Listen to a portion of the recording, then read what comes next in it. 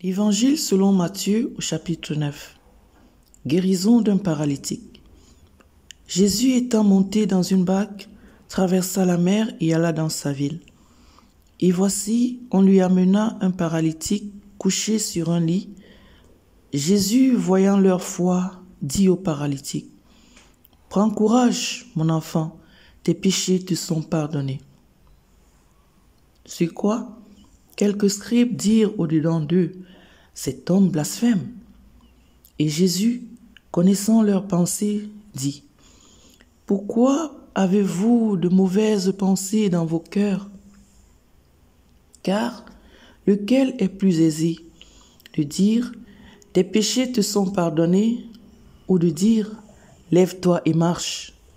Or, afin que vous sachiez que le Fils de l'homme a sur la terre le pouvoir de pardonner les péchés, « Lève-toi, dit-il au paralytique, prends ton lit et va dans ta maison. » Et il se leva et s'en alla dans sa maison. Quand la foule vit cela, elle fut saisie de crainte, et elle glorifia Dieu qui a donné aux hommes un tel pouvoir. Vocation de Matthieu. De là, étant allé plus loin, Jésus vit un homme assis au lieu des péages, et qui s'appelait Matthieu. Il lui dit, « Suis-moi » Cet homme se leva et le suivit. Comme Jésus était à table dans la maison, voici beaucoup de publicains et de gens de mauvaise vie vinrent se mettre à table avec lui et avec ses disciples. Les pharisiens virent cela et ils dirent à ses disciples, « Pourquoi votre maître mange-t-il avec les publicains et les gens de mauvaise vie ?» Ce que Jésus ayant entendu, il dit, « Ce ne sont pas ceux qui se portent bien qui ont besoin de médecins, mais les malades. Allez et apprenez ce que signifie « Je prends plaisir à la miséricorde et non au sacrifice. » Car je ne suis pas venu appeler des justes, mais des pécheurs. Question des disciples de Jean-Baptiste sur le jeûne. Alors, les disciples de Jean vinrent auprès de Jésus et dirent, « Pourquoi nous et les pharisiens jeûnons-nous, tandis que tes disciples ne jeûnent point ?» Jésus leur répondit, « Les amis de l'époux peuvent-ils s'affliger pendant que l'époux est avec eux? Les jours viendront où l'époux leur sera enlevé, et alors ils jeûneront. Personne ne met une pièce de drap neuf à un vieil habit, car elle emporterait une partie de l'habit et la déchirure serait pire. On ne met pas non plus du vin nouveau dans de vieilles hôtes, autrement les hôtes se rompent, le vin se répand et les hôtes sont perdus. Mais on met le vin nouveau dans des hôtes neuves et le vin et les hôtes se conservent. » Résurrection de la fille de Jairus et guérison d'une femme malade depuis 12 ans.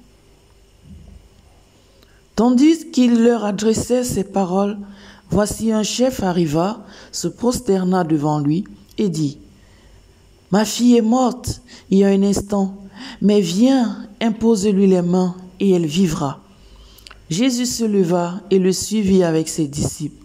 Et voici, une femme atteinte d'une perte de sang depuis 12 ans s'approcha par derrière et toucha le bord de son vêtement.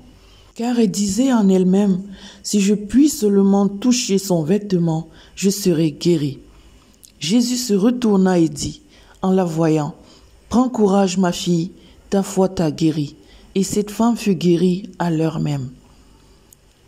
Lorsque Jésus fut arrivé à la maison du chef et qu'il vit les joueurs de flûte et la foule bruyante, il leur dit, « Retirez-vous, car la jeune fille n'est pas morte, mais elle dort. » Et il se moquait de lui. Quand la foule eut été renvoyée, il entra, prit la main de la jeune fille, et la jeune fille se leva. Le bruit s'en répandit dans toute la contrée. Diverses guérisons. Étant parti de là, Jésus fut suivi par 2 aveugles qui criaient, « Aie pitié de nous, fils de David !» Lorsqu'il fut arrivé à la maison, les aveugles s'approchèrent de lui. Et Jésus leur dit, « Croyez-vous que je puisse faire cela ? » Oui, Seigneur, lui répondirent-ils. Alors il leur toucha les yeux en disant, qu'il vous soit fait selon votre foi. Et leurs yeux s'ouvrirent. Jésus leur fit cette recommandation sévère. Prenez garde que personne ne le sache. Mais dès qu'ils furent sortis, ils répandirent sa renommée dans tout le pays. Comme ils s'en allaient, voici on amena à Jésus un démoniaque muet. Le démon ayant été chassé, le muet parla.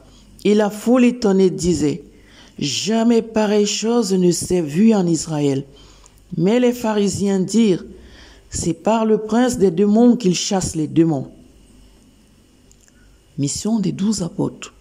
Jésus parcourait les villes et les villages, enseignant dans les synagogues, prêchant la bonne nouvelle du royaume et guérissant toute maladie et toute infirmité. Voyant la foule, il fut ému de compassion pour elle, parce qu'elle était languissante et abattue, comme des brebis qui n'ont point de berger. Alors il dit à ses disciples, « La moisson est grande, mais il y a peu d'ouvriers. Priez donc le maître de la moisson d'envoyer des ouvriers dans sa moisson. »